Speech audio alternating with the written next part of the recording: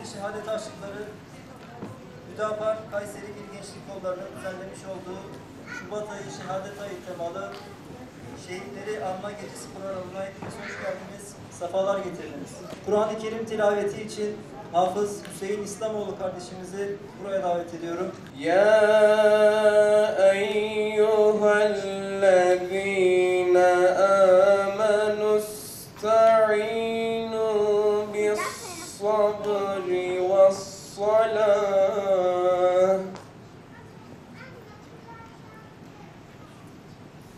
İnnallâhe ma'as-sâbirin. Geçmişten günümüze süre gelen hak-batıl mücadelesinde hak uğruna ve dava önderi ne hoş bir tevafuktur ki canlarını Şubat ayında Allah'a sunmuşlardır.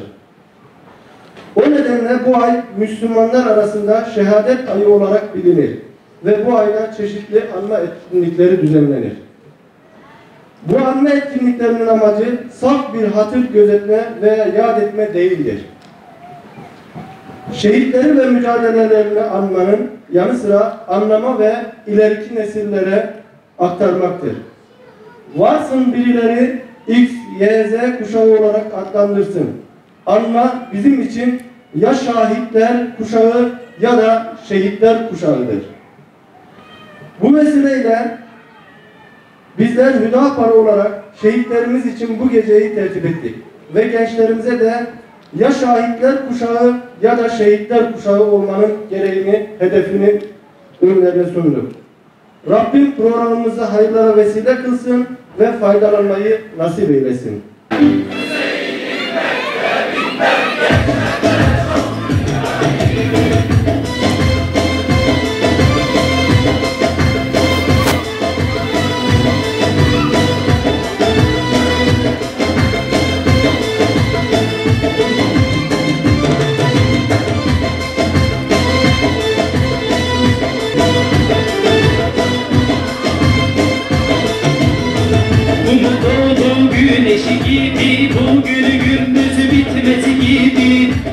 Kayseri'ye gelip de Furkan Doğan'dan bahsetmesek ayıp etmiş oluruz. Furkan gerçekten de bizim için muhteşem bir örnek. Kendisi tıp kazanacak bir genç, kendisi çalışkan bir genç, babası zengin biri, öyle bir gayretli ki İslami dava için yerinde durmuyor. Ve Mavi Marmara için gemi yolculuğa çıkacak.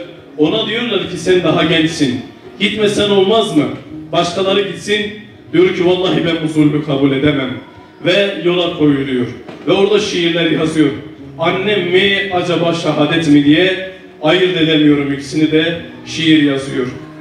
Şehit oluyor Allah'ın yardımıyla. Bakın Allah rızası için bugün hangi camiadan olursa olsun, hangi vakıftan, hangi dernekten olursa olsun, bugün Furkan'ı iyi anlamamız lazım. Bugün Yasin'i iyi okumamız lazım. Bugün Hüdapar Gençlik Kolları bu programı düzenliyorsa gündeminde Yasin olmalıdır, Furkan olmalıdır, Rantisi olmalıdır, Şeyh Ahmet Yasin olmalıdır. Onlar olmalıdır ki bu mektebin çok büyük olduğunu, bu mektepte nice şahitlerin olduğunu bilsinler diye durmadan biiznillah anlatmamız lazım. Programın sonuna doğru gelirken annelere şunu söylemek isterim. Yani şehadeti belki sabaha kadar anlatsak bitiremeyiz. Allah rızası için ben buradan annelere şunu söylüyorum ve babalara. Davalar bilinçle büyür. Gelin çocuklarımıza şehadet bilincini verelim. Onlara anlatabildiğimiz kadarıyla Furkan'ı, Yasin'i anlatalım.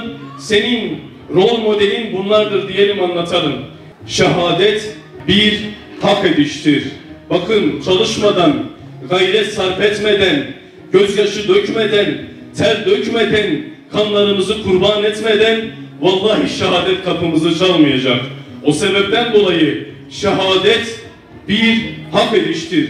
Kim Allah'ın dini için gecesini gündüzüne katarsa, evini barkını bir tarafa bırakıp, rahatını bir tarafa, konforunu bir tarafa bırakırsa, Allah'ın dini için gecesiyle gündüzüyle çalışırsa, şehadet bir hak ediştir. Bir gün biiznillah şehadet o insanı da bulacaktır. Allah-u Teala bizlere de şehadeti nasip eylesin inşallah. Öncelikle rahatınızı bozup da buraya geldiğiniz için hepinizden Allah razı olsun. Öyle bir devirde yaşıyoruz ki insanların daha evlerinde birbirlerini unuttuğu, bırakın şehadeti, bırakın İslam'ı, bırakın Allah'ı, daha birbirlerini unuttuğu bir devirde yaşıyoruz. Allah hepinizden bin razı olsun. Sizler bunu hatırlamak için buraya geldiniz. Zira hatırlatacaksa önce hatırlamamız lazım. Allah hepinizden razı olsun. Bir şeyi eklemeyi özellikle istiyorum. Şu anda gündemde biliyorsunuz Ukrayna'da yaşanan olaylar var. Ve bir müdür, oradaki bir okul müdürü, bir bayan aynen şöyle bir şey söyledi. Dedi ki, bizler savaşları tarih kitaplarında okuduk ve okuttuk dedi. Bizler hiç bunun başımıza geleceğini düşünmedik. İnsanoğlu ölümü hiçbir zaman kendisine yakıştırmaz. Hiçbir zaman. Ama ölümün de bir Müslümanı ne zaman bulacağı, bir insanı ne zaman bulacağını hiçbirimiz bilemeyiz. O yüzden inşallah bizler önce ölümü anlayan, ki Resulullah Efendimiz Aleyhisselatü Vesselam'ın dediği gibi ölümü hatırlayan ve buna dair de bununla beraber de Müslüman olarak yaşayan insanlar olmalıyız. Bizler inşallah şehadeti kavrayan insanlar olmalıyız. Şehadeti kavrayacağız ki şehadeti yaşayabilelim.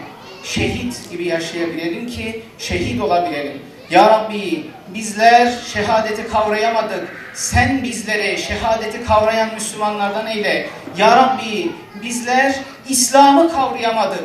Bizler İslam'ı sadece diline alan insanlardan olduk. Sen bizleri affeyle ya Rab. Ya Rahman Celle Celaluhu. Ya Rahim Celle Celaluhu. Sen bizleri affeyle. Bizler hatalıyız. Bizler hatadayız. Bizler seni unuttuk ya Rabbi. Bizler seni dilimize hapsettik ya Rabbi. Bizler İslam'ı, şehadeti dilimize hapsettik ya Rabbi. Artık aklımıza bile çıkamaz hale geldi ya Rabbi. Sen bizleri affeyle. Sen bizlere rahmet eyle. Sen bizlere mağfiret eyle. Sen bizleri şehadeti kavrayan ve şehadeti yaşayabilecek müminlerden eyle. Sen bizleri şehadete layık eyle ya Rabbi. Ya Rabbi sen üzerimizdeki şu kara lekeleri, şu karanlık bulutları kaldır.